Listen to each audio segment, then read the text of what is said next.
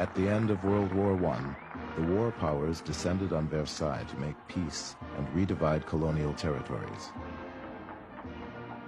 From the seat of his self-styled empire in Harlem, Marcus Garvey argued that it was time to give Africa back to black people.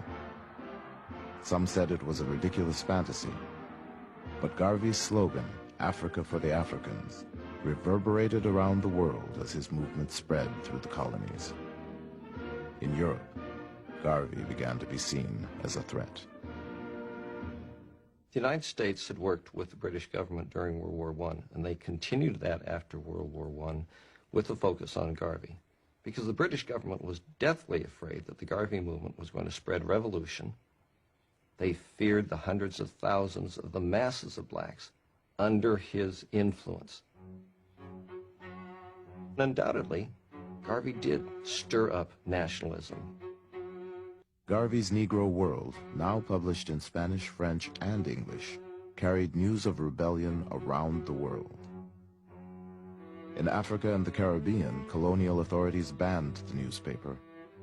But with over 500 divisions of the U.N.I.A. in 22 countries, Garvey's message could not be stopped.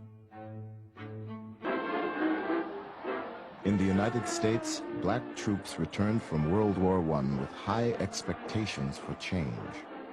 But they returned to a country that was not ready for equality, a country increasingly suspicious of radical political movements.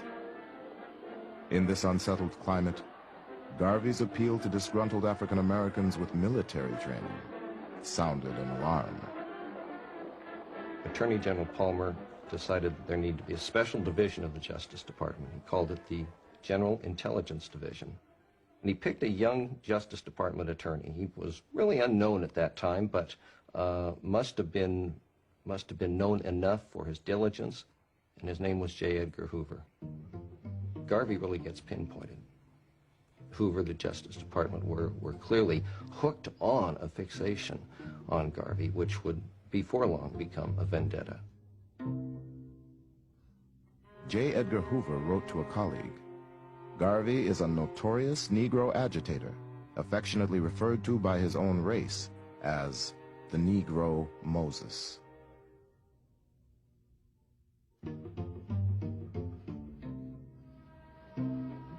Hoover's agents were in the audience at Carnegie Hall when Garvey bragged that the U.N.I.A. would soon be strong enough to exact its own form of justice. When those crackers lynch a Negro below the Mason-Dixon line, since it is not safe to lynch a white man in any part of America, we shall press the button and lynch him in Africa. The agent reported that Garvey's address was met with great applause and much excitement. J. Edgar Hoover had long relied on casual informants, but now, in his determination to go after Garvey, Hoover hired the first full-time black agent in the Bureau's history. He was known by a code number. All his reports were signed 800, that was his code. And his job was to go into Harlem and to infiltrate the Garvey movement, to try and find evidence that could be used to build a legal case for ultimately getting rid of Garvey.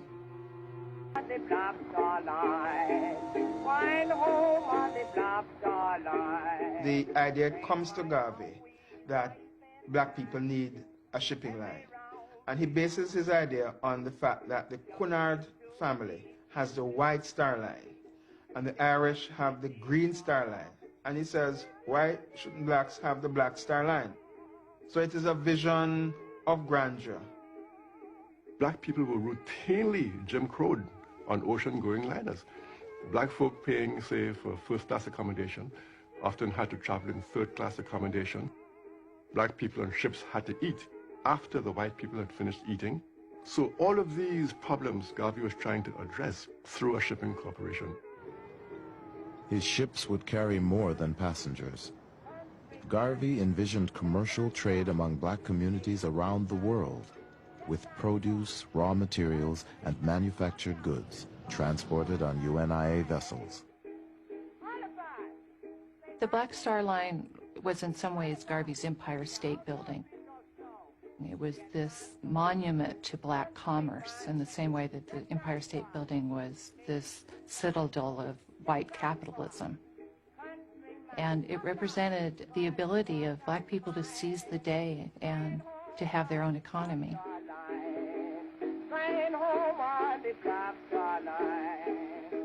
Garvey offered Black Star Line stock for sale in 1919, promising his investors liberation and large profits as they slept. My parents spent a small fortune in Garvey shares. They were $5 a piece in those days, which was a lot of money.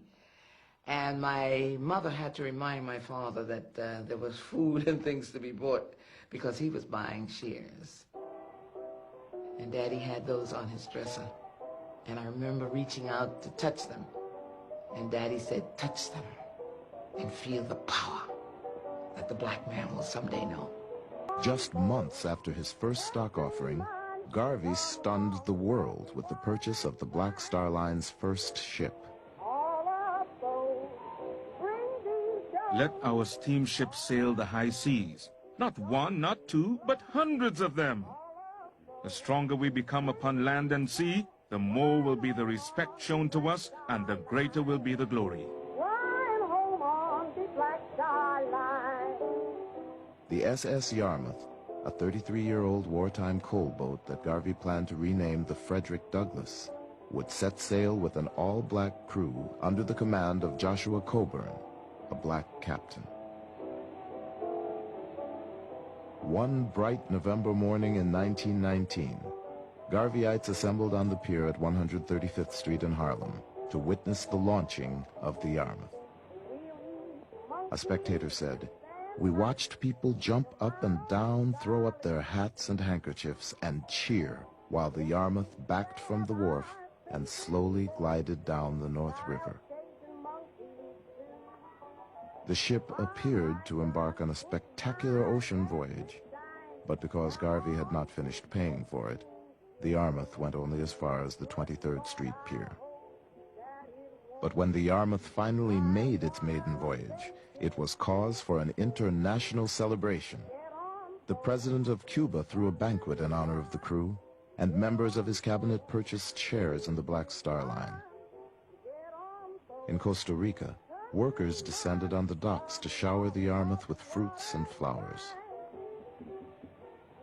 It was announced that one of the ships of the Black Star Line would be coming to Panama and going through the canal. I was a very small boy at the time, and my brother and I were given packed lunches, sandwiches, and drinks, and were packed off to a place called Christchurch by the Sea, waiting to see this Garvey ship arrive. We got there at about 9, 10 in the morning. Midday, no ship. 3 o'clock in the afternoon, no ship, but we were still there waiting. 9 o'clock, no ship. At about 9:30, 10, my brother put me on his back and we were on the way home. But the ship never actually came. There's no denying the fact that Garvey's Black Star Steamship Line was a wonderful symbol. It was a powerful symbol. But it was nothing more than that, I think, a symbol. The fact that people would come down to the docks waiting for these ships, in some ways is metaphoric for the wishful thinking that was largely at the heart of the Garvey movement. Garvey was betrayed by the few people he trusted to get the Black Star Line afloat. The man he asked to inspect the Yarmouth turned out to be an informant for J. Edgar Hoover. And his hand-picked captain, Joshua Coburn, convinced Garvey to pay 6 times what the ship was worth, and then took a kickback from the purchase price. Yet Garvey quickly raised and spent $200,000 on 2 more ships. And making the purchase of those liners without being led by experts, he was deceived about the condition of those ships, and overpaid for on what their value should have been. It was a disaster for the movement and turned out to be a disaster for Mr. Garvey.